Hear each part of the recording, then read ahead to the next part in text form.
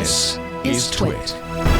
A Senate bill introduced yesterday by Senator Elizabeth Warren could ultimately have a pretty big impact on location and data, health data specifically, sharing and tracking. And so thought we could kind of talk through this a little bit. Obviously, I mean, I personally feel like there's a need for something like this.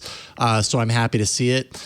At the same time, I'm hopeful but not optimistic that it's going to happen because it's one of those situations where it seems like one party, the Democrats primarily, are really backing this.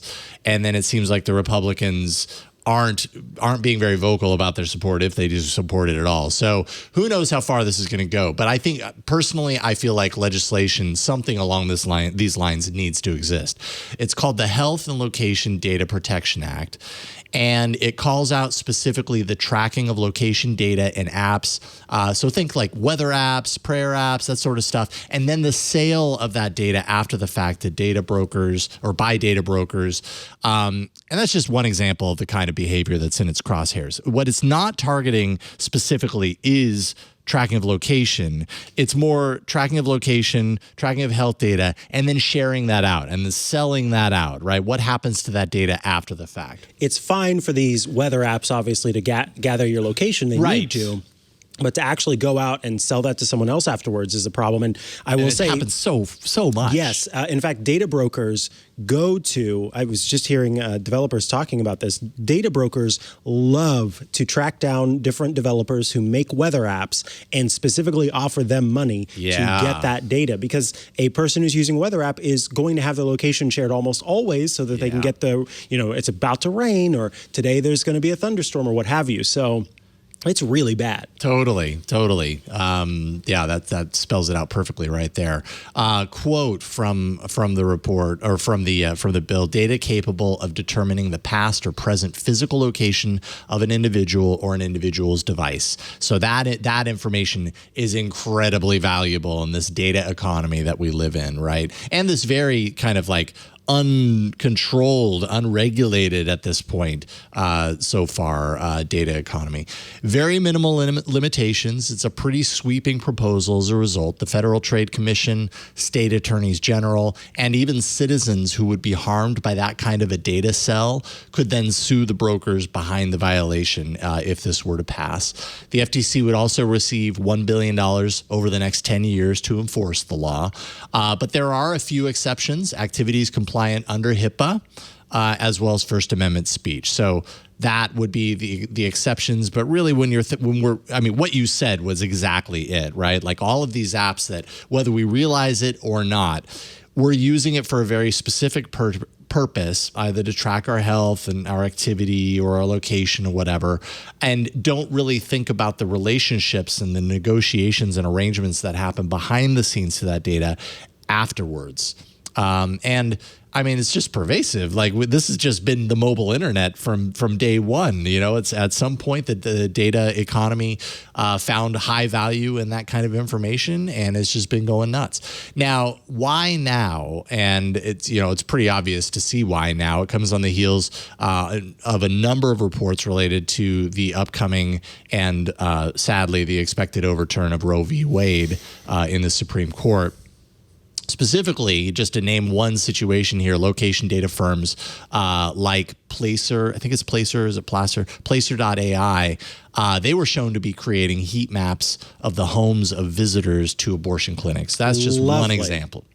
And so Warren called out the Roe v. Wade leak and the Supreme Court behind it, saying this sort of regulation is needed now more than ever if Roe v. Wade is removed the way it's expected to be.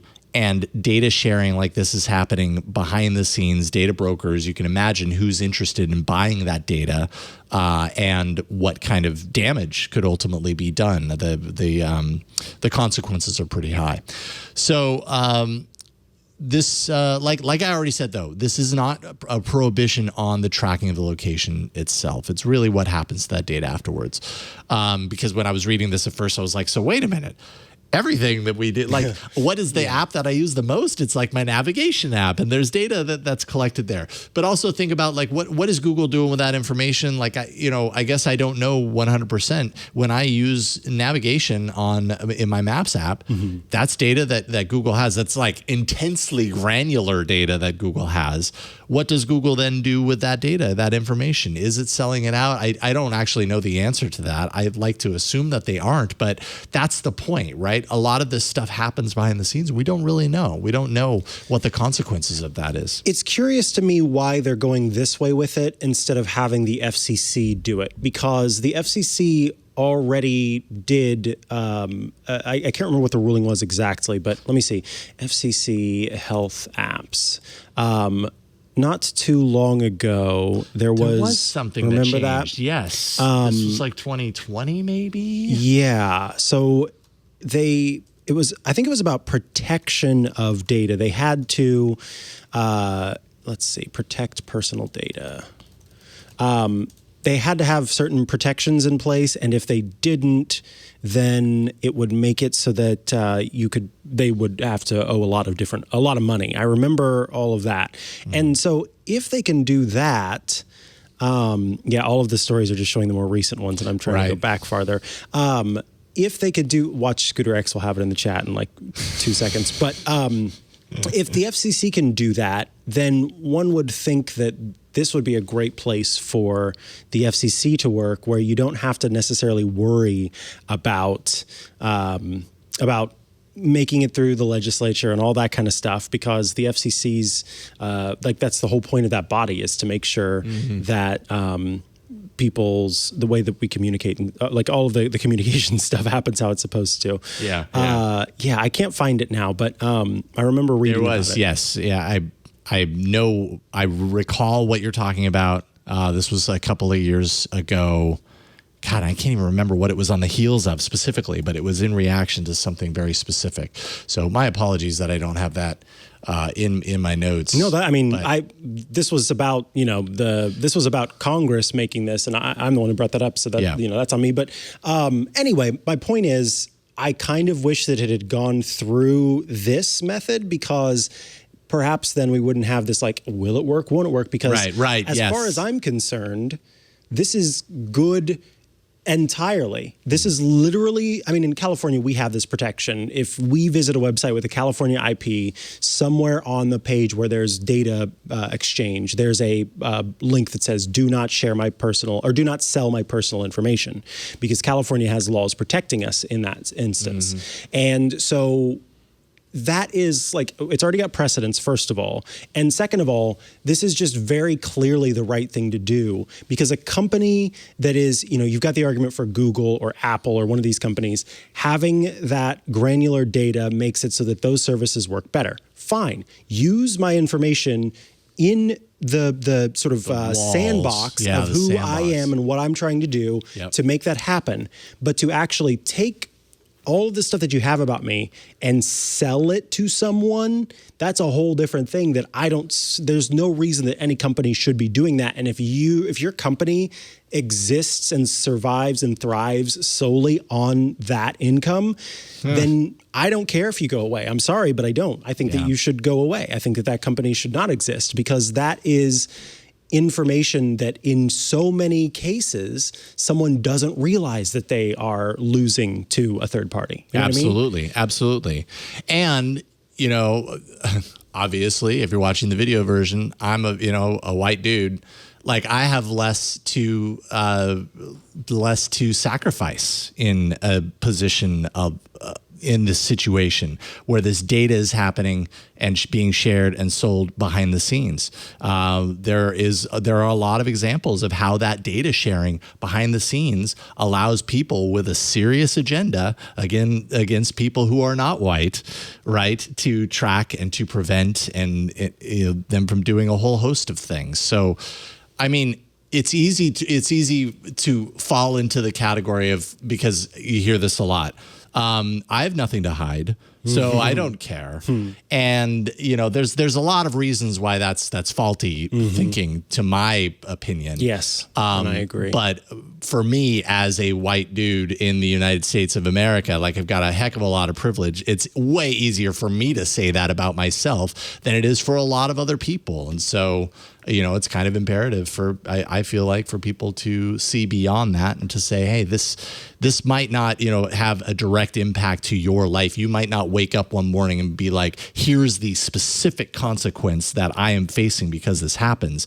But that consequence exists for other people. And I hope that a law or some sort of regulation around this, like this, can help ease that, can help remove those consequences. Because, yeah, I agree. I feel like this is just for too long kind of gone unregulated, uncontrolled. And it's reached a point of extreme, in my opinion. Yeah, that you're right, Burke. Okay, yeah. I think, okay, FCC hack app. Let's see. Data breach. Let's see. FCC data breach notification. That might be what it is. I think that was what it was, where if a company had a data breach, then they had to you're absolutely right. So that's what it was. If health apps and fitness apps had data breaches, then they had to let people know very quickly. And if they didn't, then they would be at a much higher risk of fines and stuff like that. Thanks, Burke. So anyway, in any case, the FCC, I think, would have more teeth in this way, and I kind of wish it was going through there. But maybe, you know, I'm not a law professor, so I imagine that there's a reason why they're doing it that way instead. Yeah.